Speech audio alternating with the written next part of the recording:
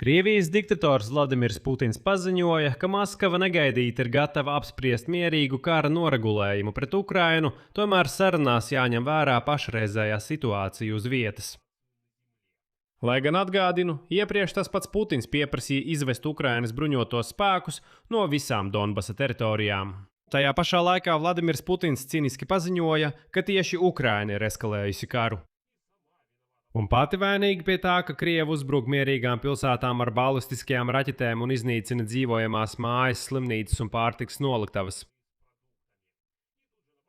Un uzreiz piebilda, ka Krievijas triecieni Ukrainai it kā ir rezultatīvāki un efektīvāki nekā Ukrainas triecieni Krievijai.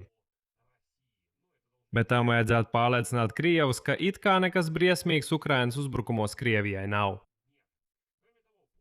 Turklāt Putins paziņoja, ka kara pret Ukrainu pilnībā atbalsta visa Krievijas sabiedrība. Kā viņš izteicās, no zinātniekiem līdz lauku darbiniekiem.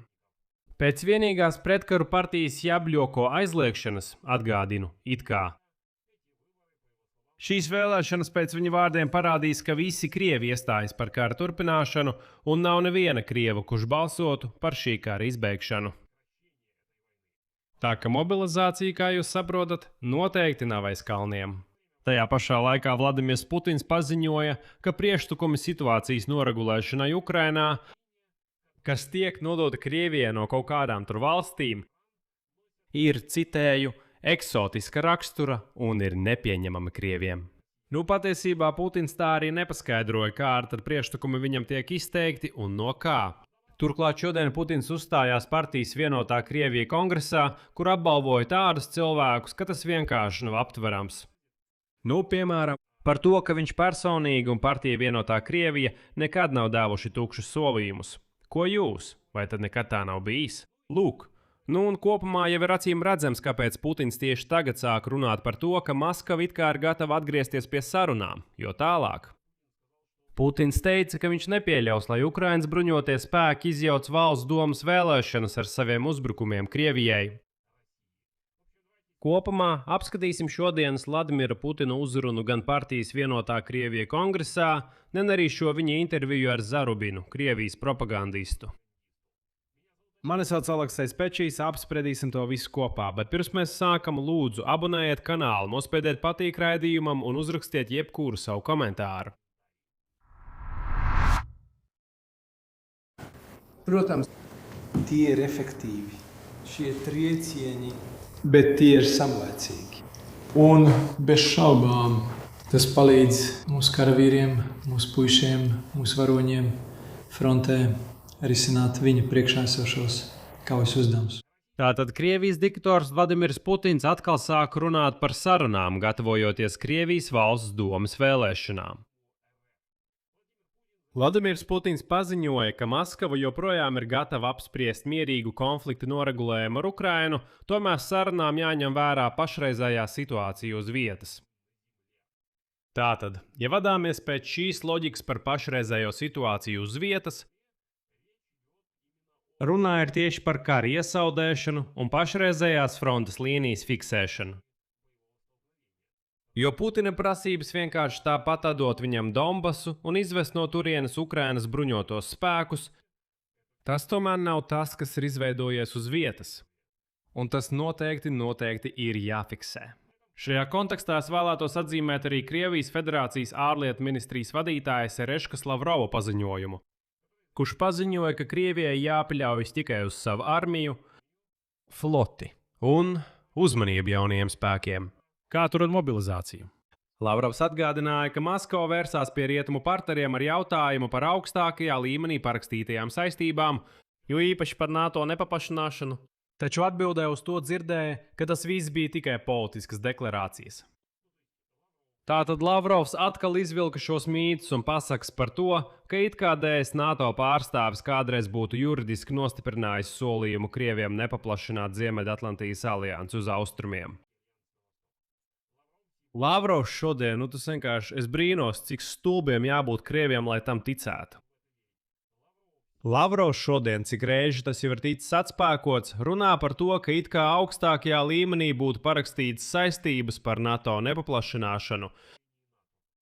Tad parādiet šo dokumentu, Dievs, cik jauki vēl var ar to ņemties? Kāds lūdzu parādiet dokumentu, kas it kā tika kāda apstiprināts.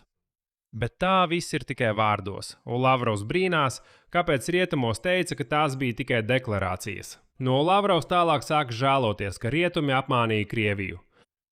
Atkal piekrāpa, atkal apmānīja, un tāpēc ir Krieviem jābūt gataviem uz ilgu karu, teica Lavrovs. Vienlaikus Vladimirs Putins mēģināja izskaidrot Krieviem, ka visi Ukrainas bruņoto spēku triecieni pa netīro Krieviju ir sīkumi. Sīkumi. Krieviem vienkārši šķiet, ka ir kaut kādas sekas.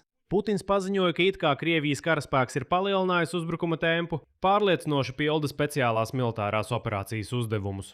Un viņš piebilda, ka nekāds lūzums konfrontācijā ar Krieviju no Ukrainas bruņoto spēku triecieniem nav noticis.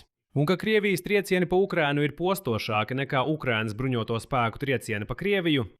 Un Vladimirs Putins, spriežot pēc visa, lepojās ar to, ka viņš masīvāk uzbruk Ukrainas mierīgajām pilsētām. Tātad vēlreiz, Vladimirs Putins saka, nekas briesmīgs nenotiek, bet mūsu triecieni ir daudz spēcīgāki nekā viņa triecieni pa mūsu teritoriju. Cik gan par tādu manieku jābūt, lai teiktu, jā, mūs sit, bet mēs sitam vēl stiprāk, sitīsim vēl stiprāk, lūk tāda mēs esam. Jocīgi, ka pirms tam Vladimirs Putins paziņoja, ka Ukrainas varas iestādes pašas izprovocēja tālāku konflikta sāsināšanos, sākot veikt triecienus pa civilajiem objektiem Krievijā. Vladimirs Putins saistīja turpmāko situācijas pasliktināšanos tieši ar Ukrainas puses rīcību. Viņš uzsvēra, ka tagad šo lēmumu sekas skar visus konfrontācijas dalībniekus. Tas ir atbildes arguments uz apgalvojumu, ka lūk, Krievi sāka ciest no kara, kad pa viņiem sāka trāpīt.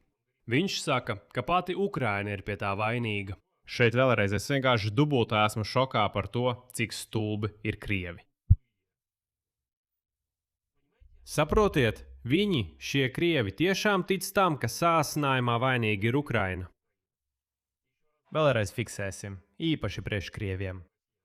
Fiksējam, ja Krievija 2014. gadā nebūtu uzbrukusi Ukrainai, ja Krievija nebūtu iejaukusies citas valsts iekšējās lietās, ja Krievija 2022. gadā nebūtu pilnā apmērā iebrukusi Ukrainā, tad neviens bezpilota lidaparāts vai raķete nebūtu lidojis uz Krieviju. Nebūtu neviena uzbrukuma, ne militārajai, ne civilajai infrastruktūrai. Nebūtu nekā.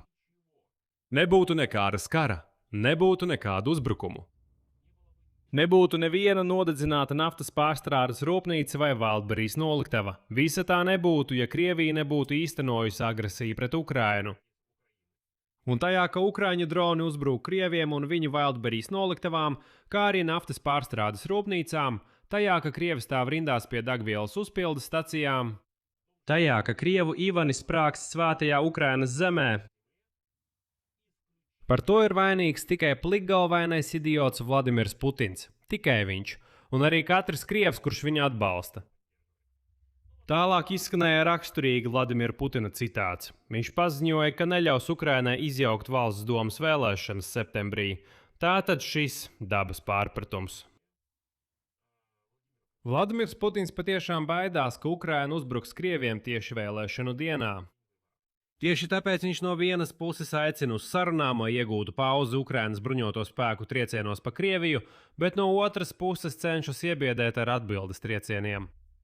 Un uz šī fona šodien Krievija vērsās pie citām valstīm, tostarp rietumvalstīm, ar lūgumu aizliegt mītiņus pie tās vēstniecības valsts domas vēlēšanu dienā.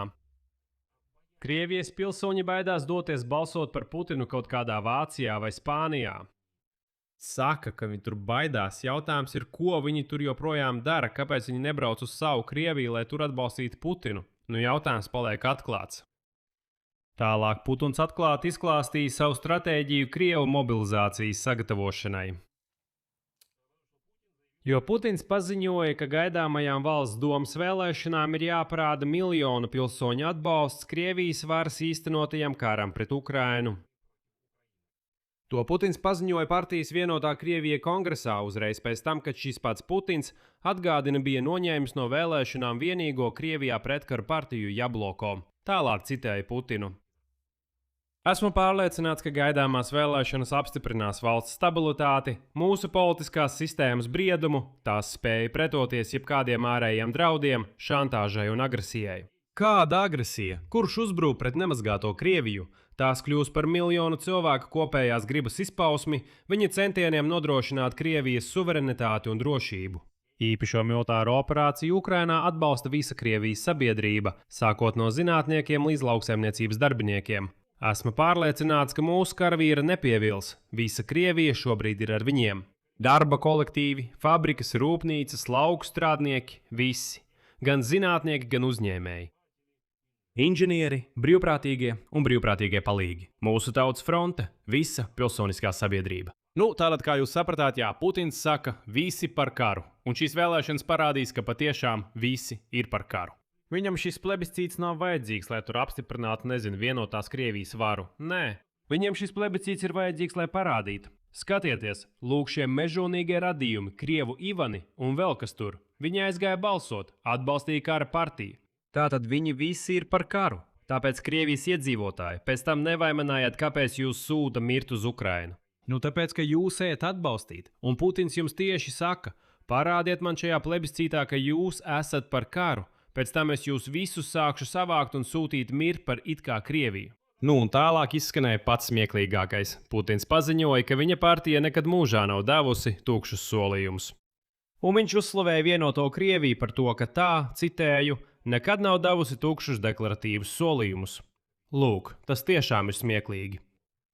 Vienotā Krievija nekad nav bijusi populistiska. Nekad. Ko jūs? Nekad mūžā nav bijuši tukši solījumi. Vai vienotā Krievija kādreiz ir melojusi? Nē, tas taču nav iespējams.